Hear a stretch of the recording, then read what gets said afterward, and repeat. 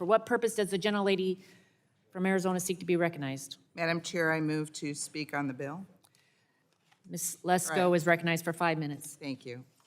I'm proud to co-sponsor H.R. 801, the Securing the Border for Public Health Act.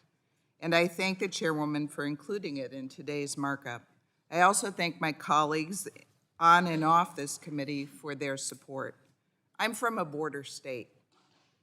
The open border and the fentanyl flooding across our open border are killing my constituents and are killing your constituents. This bill expands current Title 42 authority to allow for the Secretary of the Department of Homeland Health and Human Services, after consultation with Attorney General, to restrict migration and imports from foreign countries to prevent the flow of illicit drugs, including fentanyl, into the United States. We have a crisis at our southern border, and it has led to the illicit drug crisis in all 50 states. In the last 2 years, our southern border has become more porous than ever before, allowing almost free flow of illegal drugs, weapons, and people. Drug cartels are being further enriched. Innocent people are dying. Fentanyl and other illicit drugs are pervading our nation, and U.S. Customs and Border Protection and local border law enforcement agencies are being overwhelmed with little support from the upper echelons of our government. This administration has willfully refused to maintain operational control of the border, violating the Secure Fence Act of 2006.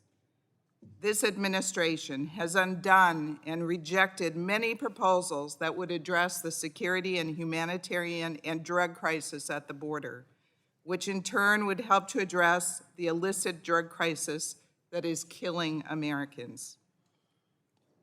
Unfortunately, Title 42 has become one of our last lines of defense at the border. Just since October 2022, Customs and Border Patrol expelled 351,099 individuals under Title 42 authority who posed a health risk. Although the COVID-19 pandemic is over, the illicit drug problem is not, and it continues to be a public health issue. It has worsened in tandem with the increase in illegal border crossings. We heard from Brandon Judd, the National Border Patrol Counsel, at the field hearing in February. Quote, he said, "The Border Patrol alone, not the Office of Field Operations responsible for our ports of entry, seized 949 pounds of fentanyl along the southwest border from February 2021, the first full month of President Biden's open border policies, through January of 2022.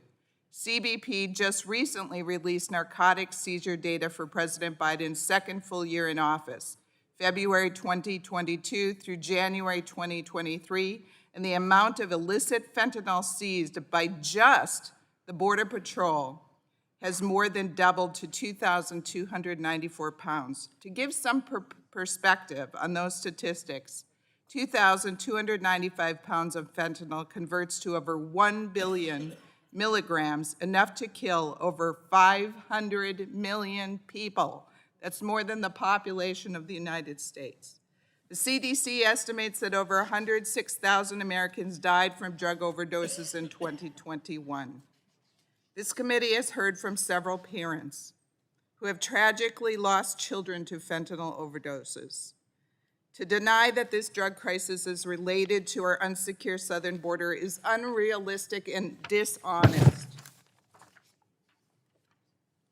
Even this administration acknowledges that fentanyl is smuggled into the U.S. through the southern border, and yet it continues to implement open border policies that make it impossible to stop the flow of illicit fentanyl and other deadly drugs. H.R. 801 is not a silver bullet for solving the illicit drug crisis, nor is it the only solution needed to address our border issues. But with this administration's refusal To enforce our current laws to protect our border, it is an important step to reducing the flow of fentanyl and deadly drugs into our nation. I urge my colleagues to support my bill, and I yield back.